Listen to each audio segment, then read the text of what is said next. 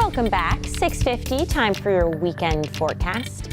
Taking a live look at King Street in Boone, where it looks like they maybe got some rain overnight because the roads look a little slick there. They are slick. That's gonna be our future, I guess. Yeah, later on for this the next morning. few hours. Yeah, and honestly, even the mountains will likely see another round of some showers, maybe even some thunderstorms this afternoon. But I think everyone will be dry for New Year's Eve celebration. That's good, because it's just the logistics, just easier when it's dry. I agree. Yeah. And something else that oftentimes happens in the new year is our word jumble that Chloe apparently already knew. All right, well, the background, and then it just jumped out at me that it's fireworks.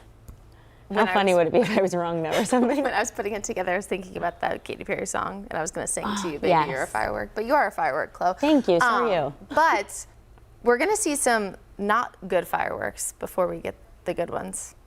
Lightning, we have storm potential later on today. I actually tweeted that yesterday and thought it was really clever, so I had to say it on there. But the bad kind of fireworks, the lightning, we are going to see a few of those later on this morning and into the early half of the afternoon. Definitely not going to be a widespread threat. We're not talking severe storms, but I want everyone to just be aware that that is a possibility. We have all of this warm, moist air still coming in from the south and southeast, eventually shifting southwest this afternoon. What that oftentimes means is a lot of warmth, moisture, and instability. So even this morning, as we're starting off with areas of clouds and some light drizzle and even some patchy fog, we're still going to shape up to see at least some storms later on today. So where's the fog most dense right now? Well, it's mostly west of 77 and closer to the I-40 corridor. You can see Statesville down to about a quarter mile of visibility there. Really dense when you get to that quarter, even half a mile status. So watch out there, especially for western half of Iredell County. You can see over toward Wilkes County, Alexander too, pretty dense, and then Morganton about 3/4 there in Burke County right now. So notice the time frame here. This will be later on this morning and into the early part of the afternoon. So pretty much right around lunchtime, I think we're really going to see your best chance for rain and then some of those thunderstorms. Now the showers will kind of start off as a light pocket of rain, and then we'll get those downpours, and that's kind of when you'll know. You can also track it, of course, with the WCNC Charlotte mobile app, but it's when that heavy rain starts that you'll really know that that's your best chance to see some of those pockets there. Of course, lightning too. So you saw that shaded in blue. That's just general thunderstorm risk, so nothing severe. But I do think that with this front moving through, we could also see some areas of gusty wind. So just be aware of that.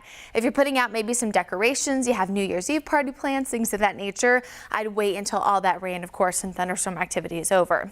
So notice by 10 o'clock, you can see a few of those pockets of heavy rain. Again, pulses of heavy rain, but thunderstorms, again, 10, 11, even toward 12. And then you can kind of see us wrapping up there around 2 o'clock for the most part across the Piedmont, although we could still see a few spotty showers later on this afternoon. But here's those storms, that kind of second round there up toward the mountains. This second wave of shortwave activity, I do think will be centered mainly north there of I-40. So that second wave shouldn't really impact areas closer to the Queen City. And look at that, by 7, 8, 9 o'clock, we are mostly dry. So you gotta love that, right, on your New Year's Eve.